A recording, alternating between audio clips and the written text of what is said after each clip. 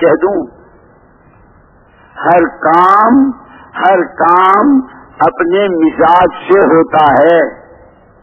تجارت تاجرانہ مزاج سے، حکومت حاکمانہ مزاج سے، ڈاکٹری انجینئرنگ، اور ہر ایک کا اپنا اپنا مزاج ہے کہ ہماری یہ محنت نبوت کی محنت ہے. حضرت مولانا محمد الیاس صاحب رحمۃ اللہ علیہ تو فرماتے تھے ہم 100% یقین کے ساتھ اور اعتقاد رکھتے ہوئے یہ کہتے ہیں کہ یہ محنت محمد رسول اللہ صلی اللہ علیہ وسلم والی محنت ہے. یہ کام آپ کے والا کام ہے. اور پھر اس کے ساتھ فرماتے تھے جتنے اعمال دعوت ہیں، اس محنت میں جو اعمال ہیں، یہ ایمان کی مجلسیں، یہ فضائل کی تعلیم کے حلقے، یہ اللہ کے ذکر کے حلقے، یہ گھر گھر کی ملاقاتیں، ایک ایک بھائی کو خوشامد کر کے پیار سے محبت سے سمجھا کے لانا، راہ خدا میں اس کو چلانا، یہ جتنے اعمال ہیں، اور راتوں کو رو رو کے خدا سے قبولیت مانگنا، کہ جتنے اعمال دعوت ہیں، فرماتے تھے آج بھی اس کے ہر عمل میں وہی اثر، وہی طاقت، وہی پاور جو حضرت رسول پاک صلی اللہ علیہ وسلم کے زمانے میں کہ دعوت کا اثر بدلا ہے نہ اس کی تاثیر بدلی ہے.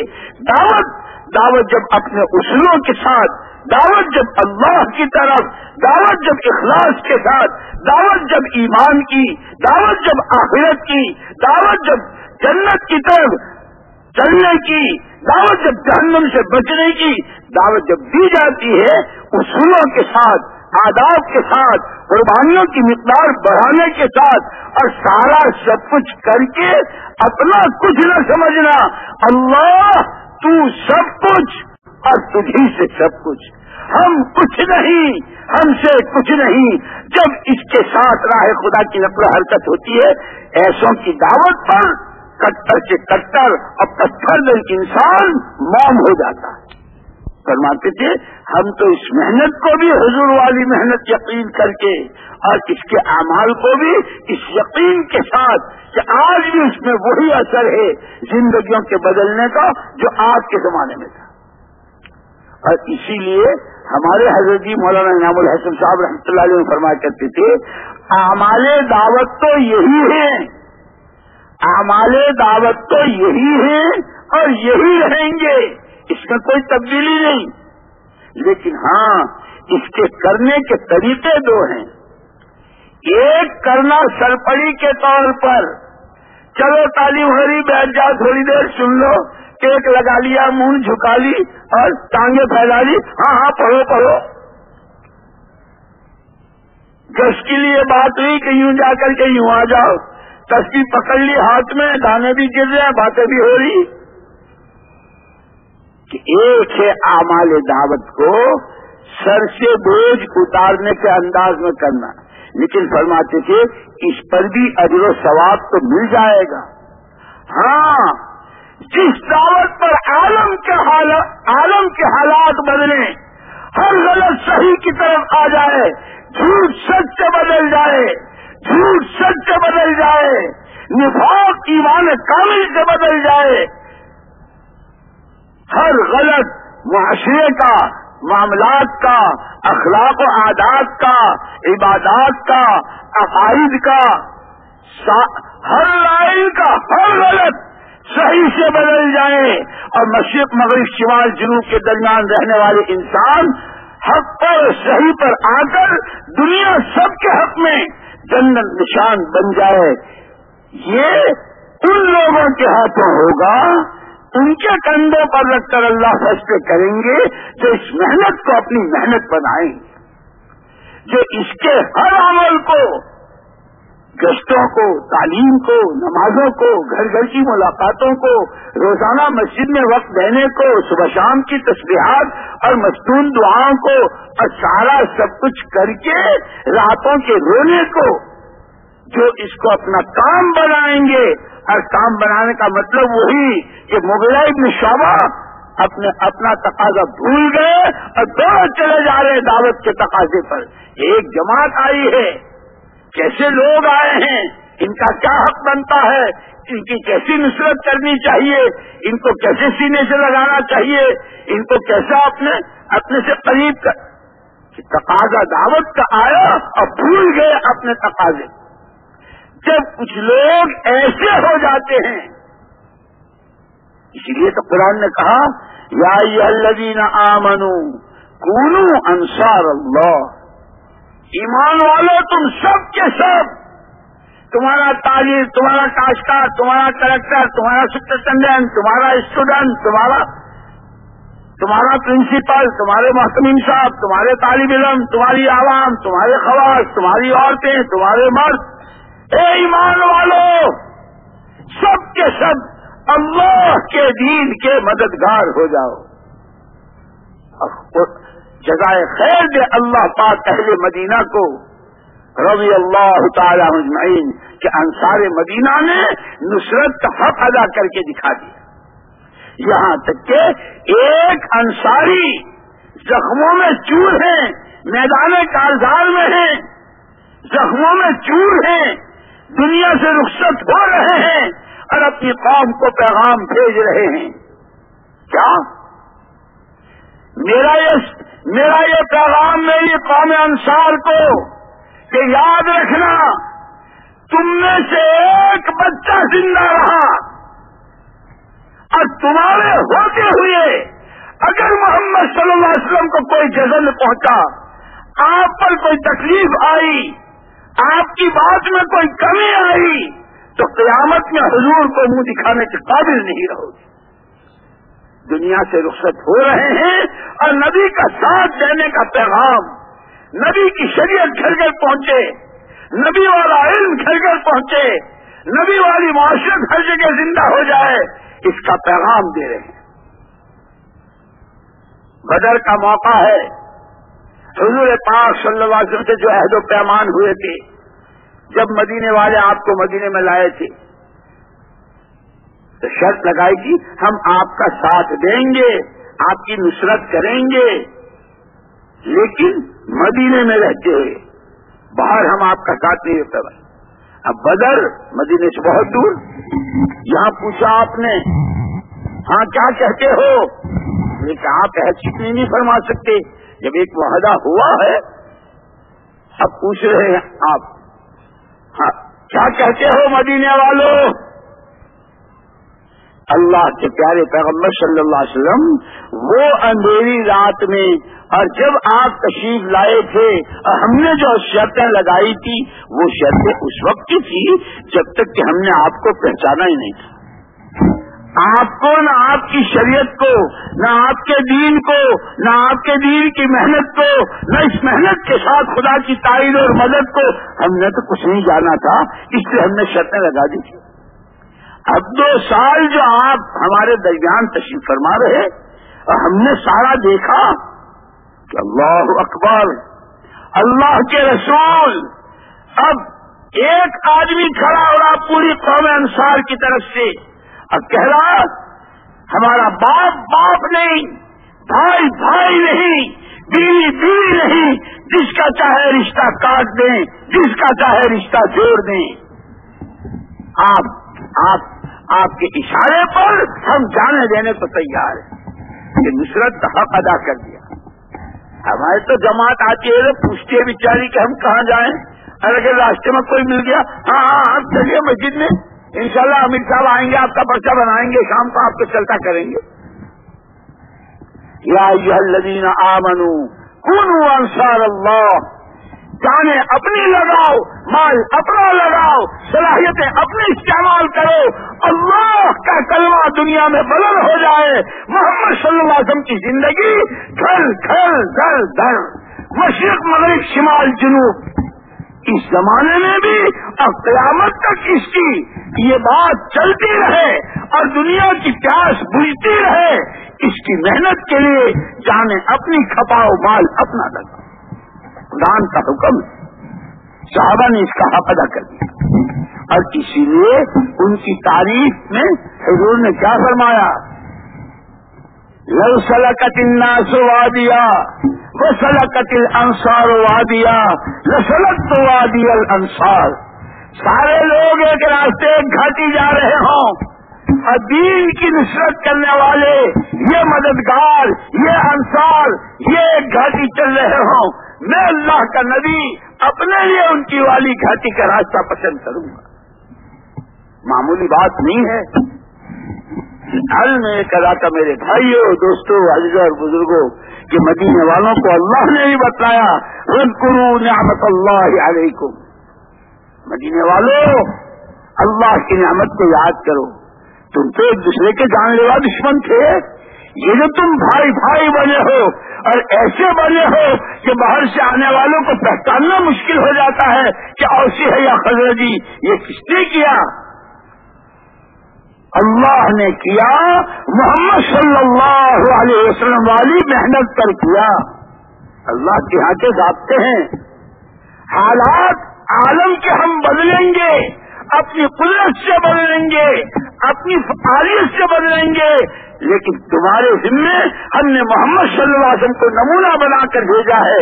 اپنی محنت کو نبی کی محنت سے ملاؤ، اپنے رونے کو نبی کے رونے سے ملاؤ، اپنی نمازوں اور سجدوں کو نبی کے سجدوں سے ملاؤ، اپنی قربانیوں کو کہ وہ ہجرت کی رات یاد کرو کہ محمد صلی اللہ علیہ وسلم جس وقت مکہ چھوڑ رہے ہیں، بیت اللہ کو دیکھ رہے ہیں، آنکھوں سے آنسو جاری ہے، اللہ کے گھر سے خطاب ہے، اے اللہ کے گھر مجھے تجھ سے بڑی محبت ہے، تیرے پڑوسی مجھے کام نہیں کرنے دیتے.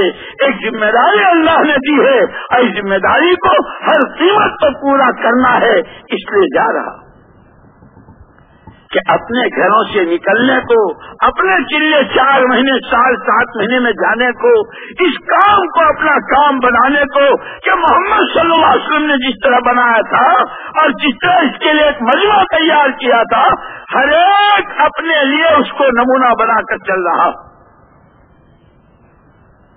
اسی لیے علماء کرام نے لکھا ہے کہ حضرت رسول پاک صلی اللہ علیہ وسلم کی ہجرت مبارکہ وہ مکے والوں کی تکلیفوں سے گھبرا کر نہیں تھی، بلکہ ایک ذمہ داری جو آپ کو دی تھی کہ اب یہ ذمہ داری پوری کرنی ہے اور اس کے لیے جو قیمت چکانی پڑے، کیا کہنے آپ کے اور کیا کہنے آپ کے ساتھی کے، کہ انہوں نے بھی یہی کہا تھا صحبہ یا رسول اللہ، حضور آپ جائیں گے تو میں آپ کے بغیر رہ کیسے سکوں گا، میں بھی ساتھ چلوں گا. اب پھر کہ ذمہ داری کس طرح پوری کی؟ نبی کا ساتھ دینا ہے، نبی کی آواز میں آواز ملانی ہے، نبی کی ہر بات پر لبیک کہنی ہے، اور اس کے لیے کہ بوڑھا باپ آنکھوں سے معصوم چھوٹی چھوٹی بچیاں اور زندگی بھر کا سارا اثاثہ سب لے کر چل رہے ہیں صدیق اکبر رضی اللہ تعالیٰ. لیکن یہ قربانیاں رائگاں جاتی ہے. ان قربانیوں پر عالم کا نظام بدلتا ہے اور حج پر کھڑے ہیں، سرکار تشریف فرما ہے اور آپ کے ساتھ صدیق اکبر عمر فاروق ہیں اور زلزلہ آیا. حضور نے فرمایا ٹھہر جا، تھم جا، تیری پشت پر نبی ہیں، صدیق ہیں اور شہید. کہ مقام ان قربانیوں پر کہ پھر ان کی دعاؤں پر، ان کے وجود پر آسمانوں سے آنے والی بلائیں واپس ہوتی ہے، ان کے وجود پر زمینوں کا تھر تھرانا اور زمینوں کا کانپنا اور زمینوں کے زلزلے اور پانیوں میں آنے والے سیلاب کہ اس کے رخ بدل جاتے ہیں. خدا کرے ہم تم محمد صلی اللہ علیہ وسلم والی اس محنت کی قیمت کو سمجھیں، اس کی بلندی، اس کی طاقت، اس کا پاور، اس کی حقیقت، اس کے نتیجے میں عالم میں آنے والی تبدیلی.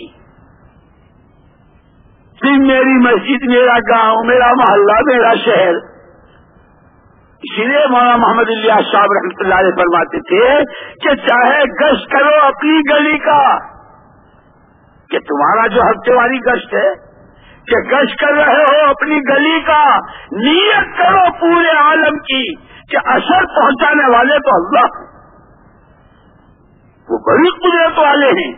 اور اسی لیے فرماتے تھے امت کو اللہ کی قدرت سمجھاؤ، امت کو اللہ کی قدرت سمجھاؤ کہ وہ کیسی قدرت والا ہے، جب چاہے جہاں چاہے جو چاہے جس طرح چاہے کرے. تو جب چاہے جنگل کو منگل بنا دے، جب چاہے آبادی کو ویرانہ کر دے. اور دونوں مثالیں موجود قرآن میں.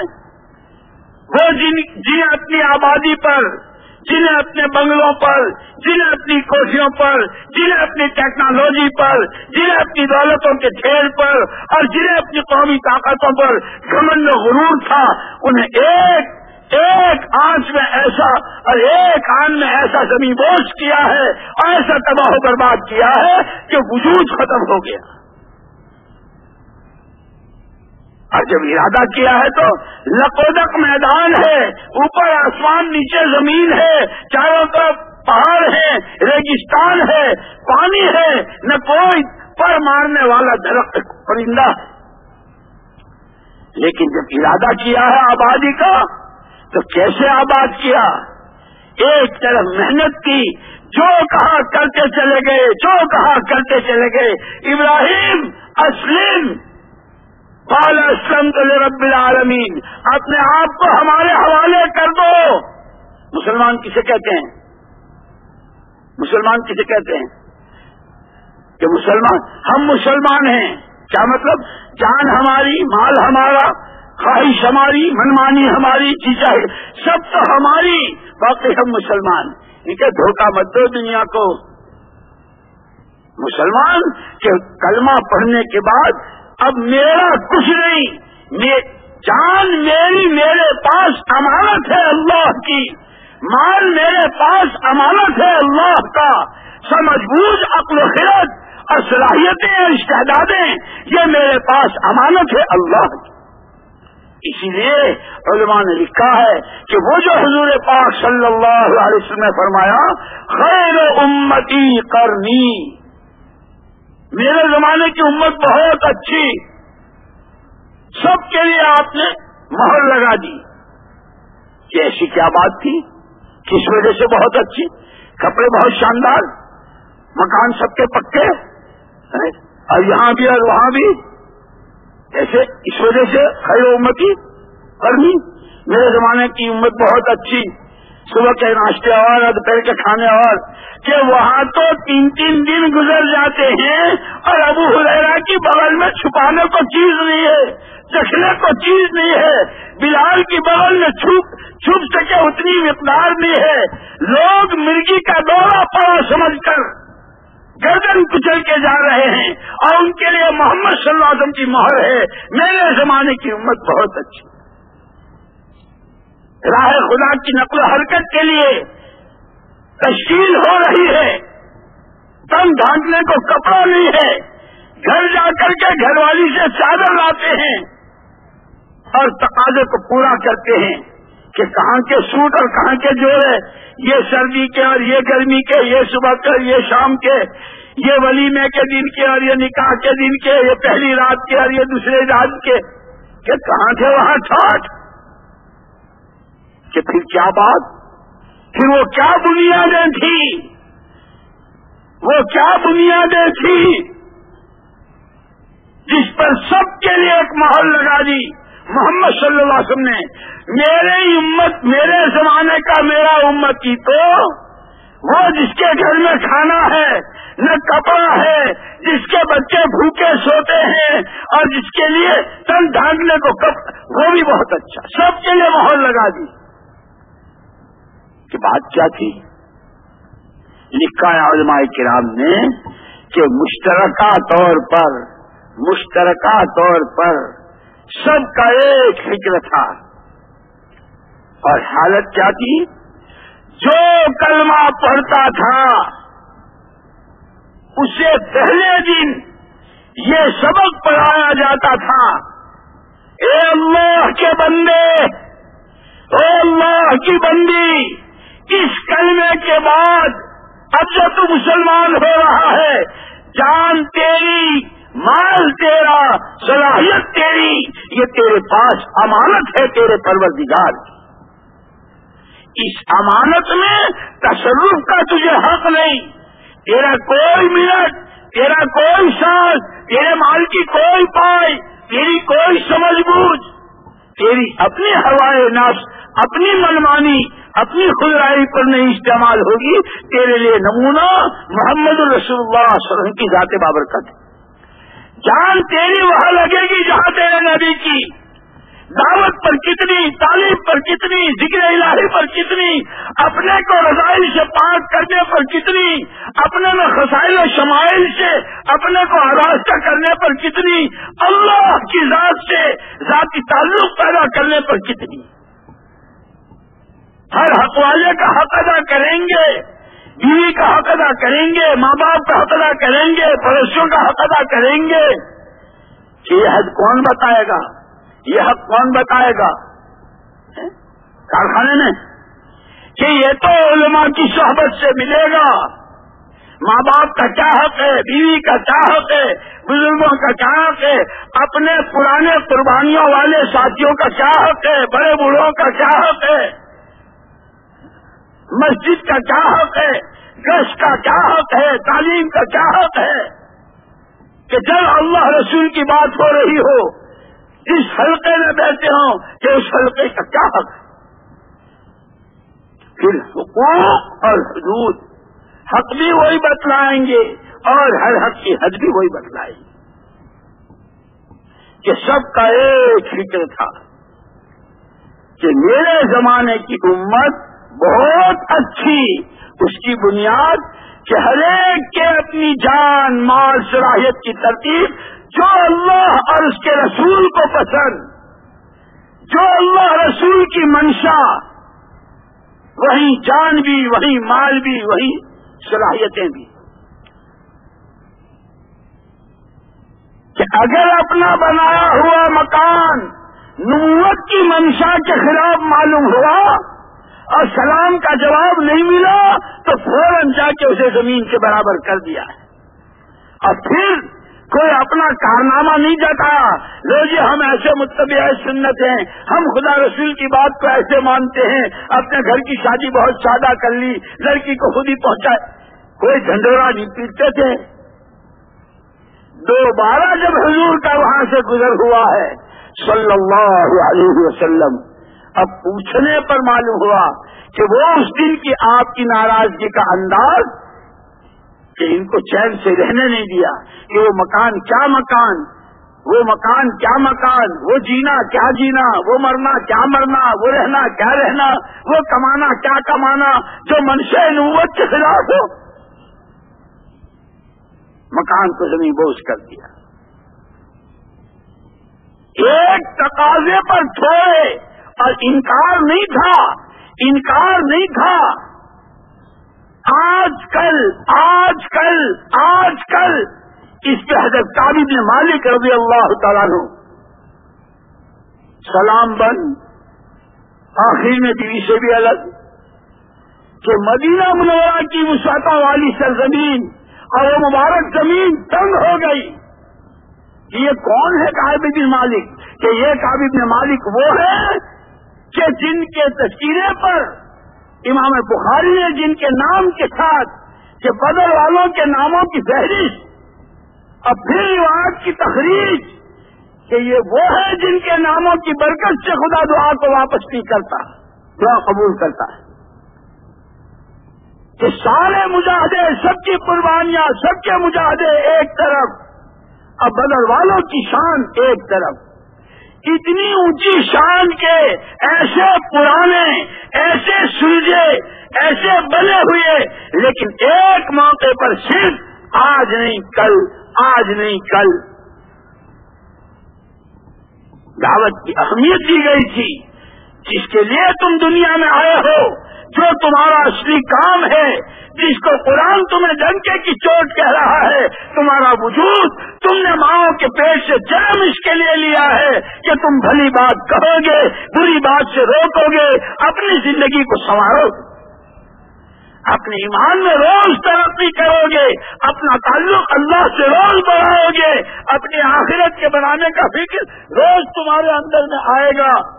اب خدا کی مخلوق پر ترس کھاتے ہوئے ہر ایک بھلی راہ چلنے والا، ہر ایک بری راہ سے بچنے والا، ہر ایک اچھائی کی طرف آنے والا بن جائے، اس لیے جانے تم کھپاؤ گے، مال تم لگاؤ گے، اس کے لیے تم دنیا میں آئے ہو۔ ہاں بے شک تم نے محنت کی اور بے شک تم نے قربانی دی، اور ایسی قربانی دی اور ایسے روئے کہ تمہارے رونے پہ فرشتے اتر آئے۔